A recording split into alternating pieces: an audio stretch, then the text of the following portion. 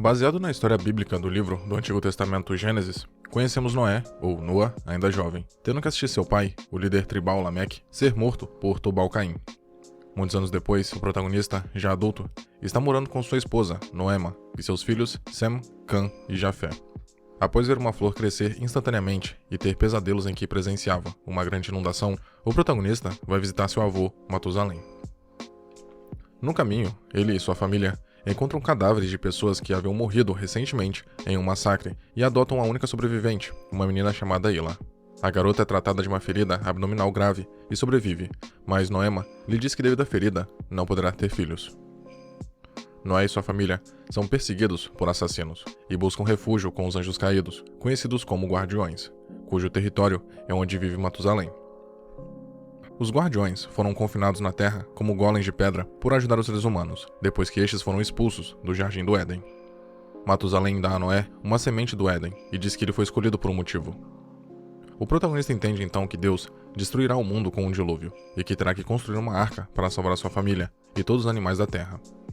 Ele planta a semente do Éden no chão e, com isso, uma grande floresta nasce ao redor dele, dando material suficiente para que a grande embarcação fosse construída.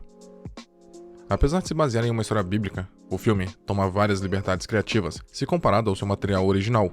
Além da presença dos golems de pedra, também temos um protagonista em conflito com o seu povo, já que após descobrir o estado medíocre e pecaminoso que os descendentes de Caim vivem, Noé decide que toda a humanidade deve ser extinta e a sua família será a única e a última geração humana a pisar na Terra.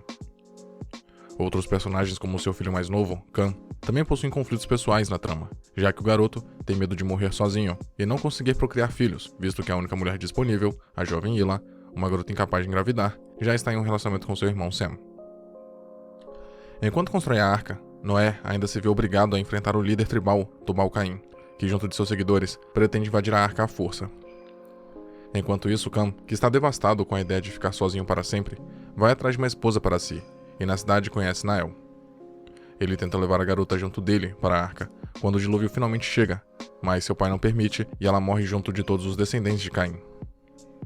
Quando a chuva termina, Noé interpreta aquilo como o fim da humanidade. Entretanto, eles descobrem que Ila está grávida, o que deixa o protagonista irritado e perplexo, já que a garota não era capaz de engravidar, e mesmo que fosse, novas crianças não deveriam nascer. Ele então toma a decisão de deixar o parto ocorrer normalmente e deixaria a criança viva caso nascesse um menino. Mas se por acaso o bebê fosse uma garota, ou seja, capaz de gerar mais filhos, ele então a mataria. Durante o trabalho de parto de Ila, Noé é atacado por Tubal-Caim, que entrou na arca escondido, mas com a ajuda do filho Cã, eles o matam. O pior acontece para Ila, e ela não apenas dá à luz para uma menina, mas sim para duas garotas gêmeas. Noé até tenta matar suas netas recém-nascidas, mas não consegue e desiste da ideia quando olha para elas. Anos depois, quando o dilúvio cessou, Noé está vivendo afastado da família, mas seu filho o convence para que ele seja o novo guia da humanidade, já que os anjos caídos tinham voltado para o céu depois de terem ajudado Noé. Ele então volta a se unir com sua esposa e filhos, e o filme termina com o protagonista esperançoso no novo recomeço de sua raça. Darren Aronofsky é com toda certeza um dos diretores mais expressivos e controversos que temos em atividade atualmente. Responsável por filmes que dividem crítica e público, como Pi e Mãe, por exemplo, o cineasta conquistou um status cult e suas obras, mesmo quando não agradam, com certeza trazem alguma reflexão sobre assuntos importantes e pertinentes. Por essa razão, houve comoção quando o diretor anunciou que faria uma adaptação da história bíblica de Noé. É inevitável que retratar histórias ligadas à religião, sejam elas retratações históricas diretas de momentos bíblicos ou não, sempre causam polêmica e controvérsias, e com Noé não foi diferente. O tom de fantasia à época incomodou religiosos, mais conservadores, e a caracterização do protagonista também foi alvo de críticas, visto que na Bíblia, Noé era descrito como um homem gentil e amoroso, enquanto sua versão neste filme é de um homem que, embora valorize o amor e a família, é mais impetuoso e bárbaro. De fato, o filme tem uma preocupação extrema em se afastar de qualquer viés religioso. As questões relacionadas à fé abordadas no filme estão ligadas a um sentido geral da palavra, e não especificamente na crença de um deus ou divindade. Outro fator curioso no longa é que os personagens nunca se referem ao senhor deles pela palavra Deus, mas sim com adjetivos como o Criador, por exemplo. Esses detalhes deixam evidente como o filme quer se afastar de algo que possa definir ele como uma obra bíblica ou religiosa, a fim de ser visto pelos mais variados tipos de públicos. Obviamente, isso foi mais um motivo para que o filme fosse massacrado pelos religiosos. Mas será que essas críticas são de fato justas? De fato, Noé talvez possa ser considerado um dos trabalhos mais fracos do diretor, devido às facilitações narrativas que a obra toma em alguns momentos, assim como a abordagem de fantasia épica talvez não fosse a mais apropriada para contar essa história.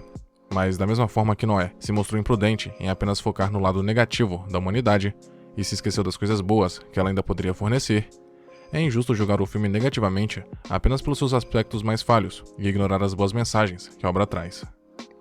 A própria caracterização do protagonista, mesmo que se distancie do que é descrito no seu material-fonte, nos permite acompanhar a jornada de um homem que, mesmo sendo o responsável pela salvação da humanidade, não acredita mais nela. Essas camadas de complexidade, além de trazerem uma dramatização necessária, também tornam o personagem mais identificável, e sua trajetória para recuperar a esperança, que ele perdeu ao longo do tempo, torna-se interessante de ser vista. A descrença do protagonista nos humanos é justificável inicialmente, já que ele não apenas viu seu pai ser morto pelos homens descendentes de Caim, como também vemos na explicação de um dos anjos caídos, que a humanidade usou todo o conhecimento divino que lhes fora ensinado para a destruição e guerras. O filme constantemente defende a ideia de que os humanos sempre irão apelar para a violência como primeira opção, algo que acaba por dar um tom pessimista à narrativa. Mas se olharmos com atenção, veremos que, na verdade, o filme é sobre um homem que busca recuperar a sua fé, que ele inicialmente perdeu. Noé, mesmo em uma missão divina, se perdeu do seu propósito inicial, que era restaurar o mundo, e não aceitar sua destruição por completo. Ao pensar que ninguém de sua família deveria criar novos descendentes, o protagonista perdeu a fé em si mesmo, e ao fazer isso, também demonstrava desconfiança ao seu criador, já que em teoria, ele era o representante de Deus na Terra. Mesmo que não se aprofunde especificamente em aspectos psicológicos do personagem, é interessante notarmos sua sanidade ruindo em prol da execução e finalização do que ele pensa ser a sua missão. Afinal, no começo, ainda é possível vermos um Noé esperançoso, mas isso se desfaz com o tempo, e quanto mais ele vive no ambiente arruinado à sua volta, mais motivos ele acredita ter para pôr um fim definitivo na humanidade. Não à toa, o longa incita a reflexão no espectador em várias partes, e mesmo os menos religiosos podem se ver questionando se Deus, ao menos no contexto deste filme em particular, fez uma boa escolha ao eleger um homem tão falho para uma tarefa tão importante. Além disso, também nos pegamos com certos questionamentos mais profundos a respeito da personalidade do protagonista, já será aquela antes da missão, ou se foi justamente o fardo da responsabilidade que o tornou daquela forma. O filme é ainda mais interessante por não trazer uma resposta definitiva para essas perguntas, não apenas por querer pontuar algo concreto sobre questões tão complexas, visto que isso pudesse o fazê-lo parecer pedante, mas principalmente porque o filme convida o espectador a um exercício de criatividade producente a respeito dessas ideias, e mesmo os que não seguem ou se importam com qualquer religião, podem ser levados a estes debates. Por conta disso, mesmo que esteja longe de ser fiel ao seu material de origem e seja uma assumida reinterpretação, é inegável que suas lições são genuínas, e de forma alguma Noé pode ser desvalorizado como produto artístico. É uma obra cujo maior questionamento, constantemente, será discutido. Esse questionamento, no caso, é a de que, se até mesmo os homens mais fiéis, ou que se dizem ter boas intenções, estão sujeitos a sucumbir à loucura, a ponto de tentarem cometer atos desumanos em prol do que consideram achar correto. A resposta para essa pergunta, se baseado no que vemos acontecer repetidas vezes em nossa sociedade, pode ser respondida com um sim. Muito obrigado por ter chegado até aqui.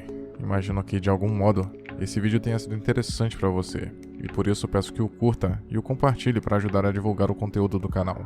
Se quiser ajudar e puder, claro, torne-se membro e confira os benefícios de cada nível de assinatura. Na tela, tem mais vídeos que talvez possam te interessar. Até a próxima.